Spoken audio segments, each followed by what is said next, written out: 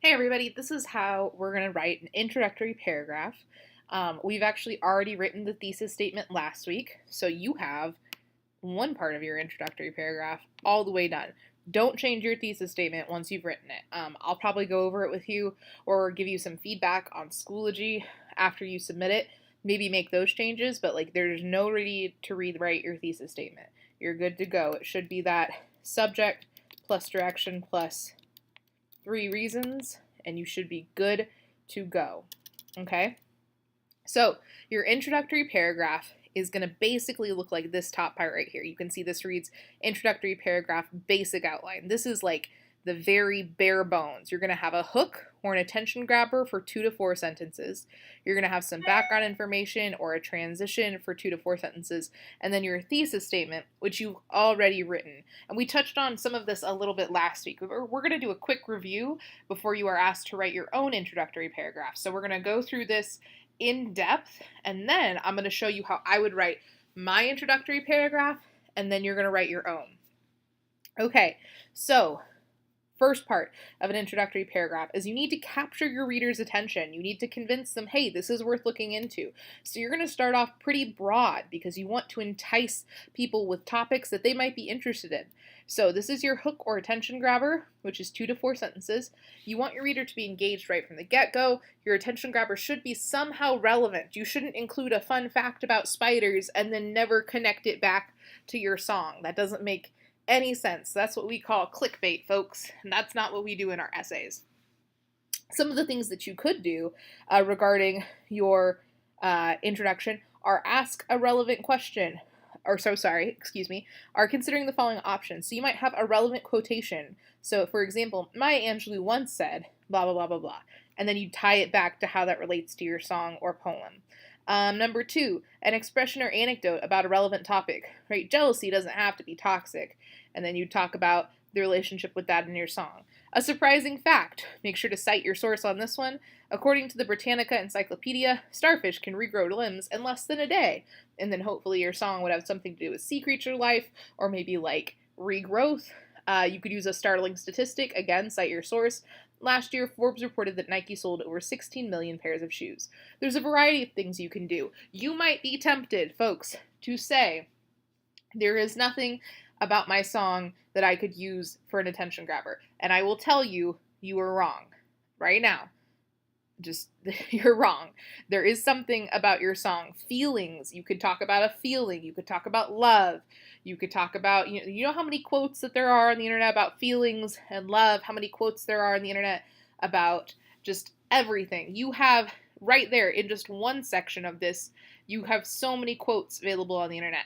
You could also do, if I was doing Wings by Macklemore, this one might be kind of a cool one to do, right? Something about Nike. There are lots of options. Really, your attention grabber and hook can be anything. Could be absolutely anything as long as you can make it connect. And that part happens in your transition and background information. So here's when you make the connection, right? You go from last year, Forbes reported that Nike sold over 16 million pairs of shoes. And then you make sure that your audience knows how that's relevant to your song. You might say, in Macklemore's Wings, Nike might be a very lucrative, or maybe your next sentence is Nike might be a very lucrative company, but that doesn't mean that they're promoting good morals. And then you'd kind of talk about Macklemore's Wings. You also might consider addressing, when was your song or poem published? Did it come out in a certain book or album? Does it have any special features that the audience should know about? This is you just giving a rounder picture of your song. And lastly, you've got your thesis statement. You've already written this. You are good to go on this front. There is no need for you to rewrite this. You have this. Go find wherever you have it written down, be that in the Schoology assignment, copy and paste it, throw it right here. Okay, so let me show you how I would write a hook for the song Wings by Macklemore. Okay, so I'm going to go ahead and start a new file. We will worry about MLA format, but not today, not right now. Okay, so like I said before, he talks a lot about Nike in his song, so I could do a hook about Nike. He talks about consumerism. He talks about shoes. I could just talk about shoes. So I think that for the sake of making this realistic, I'm going to go ahead and talk about Nike. So I might need to do a tiny bit of research just to start off with. So I'm going to go ahead and open up a new tab and go to google.com and search up like, okay, oh, sorry, let's try google.com. I'm going to search up how much money did Nike make in 2017, because that was last year. So according to news.nike.com,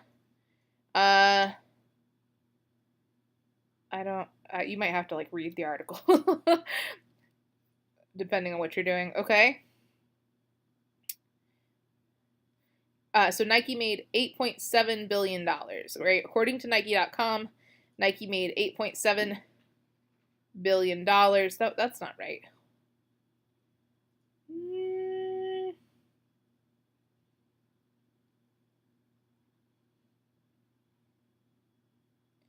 $8.7 billion looks like that's the 5%.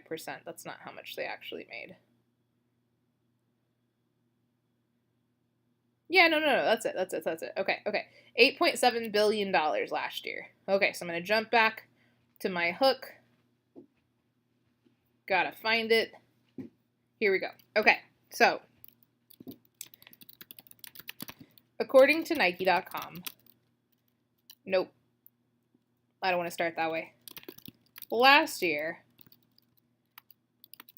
the company of Nike made over $8 billion. According to Nike.com,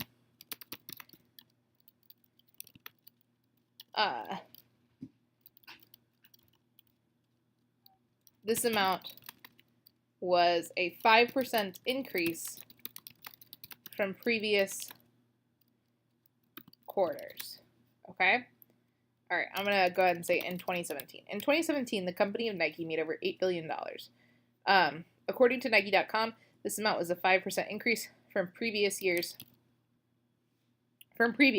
Okay, so moving forward, this is my attention grabber, catching them with that startling statistic. Okay? Now I need to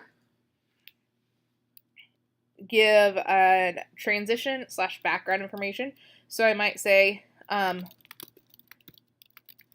while Nike is a lucrative business and has been successful for many years, their message to young consumers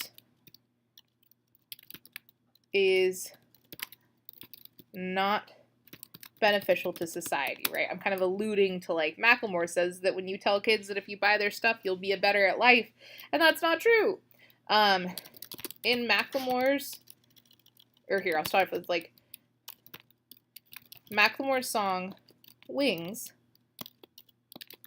highlights that Nike often preys on teenagers and other children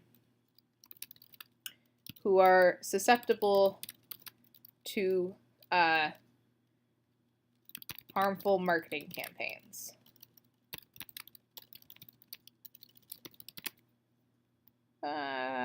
Okay.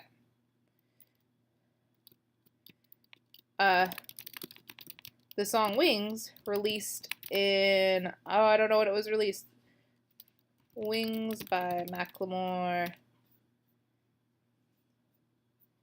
Let's look up Wikipedia for just a second. I know, you can use Wikipedia to find your album and to find the release date. So 2011, in the album The Heist.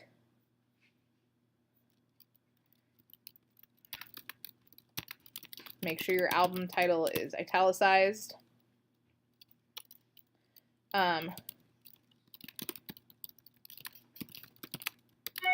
Reveals Macklemore's distrust of the Nike brand. Okay, so far we've got my hook and attention grabber, and then we've also got my background info and transition. So here's my hook. In 2017, the company of Nike made over $8 billion. According to Nike.com, this amount was 5% increase from previous years. Okay, that is my hook. Okay, while Nike is a lucrative business and has been successful for many years, their message to young consumers is not beneficial to society. Macklemore's song Wings highlights that Nike often preys on teenagers and other children who are susceptible to harmful marketing campaigns. The song Wings, released in 2011 on the album Heist, reveals Macklemore's distrust of the Nike brand. So this is all background information and transitions, and now I need to put in my thesis statement, which I actually already have written from a previous assignment. So I'm going to go ahead and do that. In Macklemore's song, Wings, he shows that it is not important that having expensive shoes, having expensive clothing, does not necessarily make anyone a good person by using imagery, alliteration, and idioms. Okay? I misspelled a word, so I'm going to go ahead and fix that. Here is my thesis statement. Okay, this is my introduction, my rough draft version. I might go through and change some things. First example, I noticed that I said the song Wings like at least 3 times, and that's kind of repetitive, so I might go fix that later. But here's my rough draft version right now. If you have any questions, make sure to shoot me a message on Schoology. Yeah, let me know.